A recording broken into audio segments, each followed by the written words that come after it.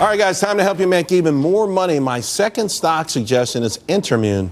InterMune is a biotech company. They just received what they call breakthrough therapy designation from the Food and Drug Administration for treatment of idiopathic pulmonary fibrosis. Now, IPF, this is a designation intended for treatment of patients who are in serious or life-threatening conditions. However, they've already got approval in Europe and most of Europe and Canada for mild to moderate cases of IPF, which is a chronic disease that causes inflammation and scarring of the lungs. This IPF market should be $1 billion by 2017 and probably will grow just larger from there. And while this is not full approval, it certainly takes it one step closer. The news makes this company a very attractive takeover target in an industry that we're seeing a tidal wave of acquisitions. Even without a deal, I think this stock could drift higher and rally at least at $55. I will say, because of the nature of this stock, I'm going to give you guys a stop loss at 41. Danny, what do you think of this one? No, I'm sorry. You know, the stock is only up 256% this year, so far. So none of this is baked in. But did you see Puma? I did see Puma. Yeah. I was just going to bring that up. That was a home run. But the chances of you picking that name out of the plethora of biotech stocks is really, really tough. So play it on a more diversified basis and buy an ETF. That's just me, you know, because I really do think that there's a lot of merit to many of these biotech companies. And they are, for the most part, hit or miss. I will be the first one to admit that. I'd rather play dice with you right now than do this one. No, I mean, so they expect sales of this drug about 130, 140 million this year, but between R&D and SG&A, there's about 245 million.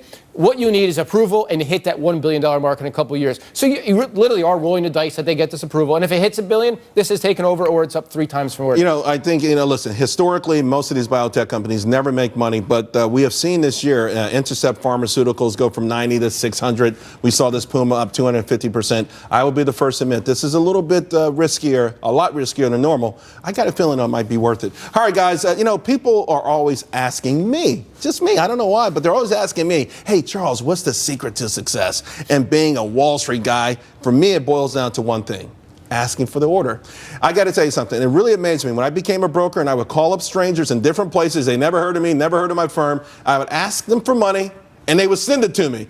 And while to some people this might seem easy, it really wasn't. A lot of people had trouble with it, and I think it's the same thing for all of your life goals. People simply don't ask for the order. Now, recently I won the Independence TV Challenge with a dramatic come-from-behind victory, all because I asked for the rules to be changed. Check it out. This is a 5-point one. I just kept nice as shit. Do you want it to be a 5.1, Charles? I like that idea. For me. Yeah.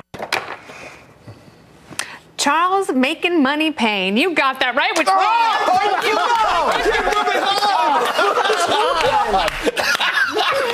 well done, Charles. Thank you very much. I feel like George Bush when he's reelected. Hanging Chad catcher controversy in real life. All right, Danny.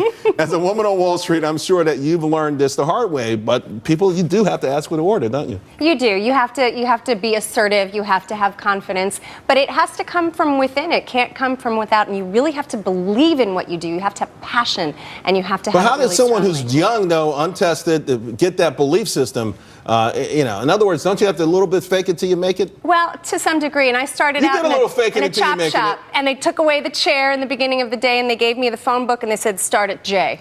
But it helped me that I was a woman in a man's industry, so my voice over the phone was a lot different from Although I will else. admit, a lot of women, when I was a broker, had a hard time with rejection, because they weren't accustomed to it. Like a beautiful woman, and I hope I'm not going down the wrong path there, but typically wasn't rejected as often as they would be on the telephone. Yeah, well, I was on the phone, though. Nobody could see me. Exactly. So that had nothing to do with it. But you work with what you've got. I hear you. I learned early on that I remember one of my first clients, it was a tough sell, and a friend of mine said, he wants to be sold. He wants to do business with you. You have to just convince him to do business with you. And once you get that confidence, whether it's in a phone or sitting down, you sit down and basically say, you need to do business with me. They look at you and say, you know what? You're right. I need to do business with you. They love that confidence. You're right. And if you have passion in what you're selling, whether it's a car or selling somebody's a stockbroker client, they will see through that. They will see in your eyes that passion. And I think for the young people, because I talked to a lot of the young interns here, that passion also could be passion about yourself as well. You got to have that passion. Even if you're untested, if you know in your heart and your soul that you have something good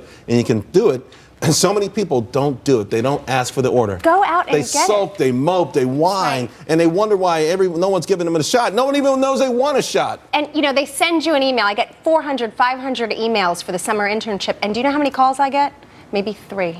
Because nobody picks up the phone and says, hey, did you get my email? I really care about this. I really want to do something about it. That's the differentiator. We got a viewer who watches the show regularly, and he sent out 400 applications over the internet. I said, my man, you have to go hit the bricks. You got to start knocking on doors. Yeah. He told me he was. Real quick, when I first started as a broker, I was cold calling, reading a script. I think it was a doctor. I read it to him. He said, okay, listen, you can read very well, but what do you want? After that day, I chucked the script and went with my heart.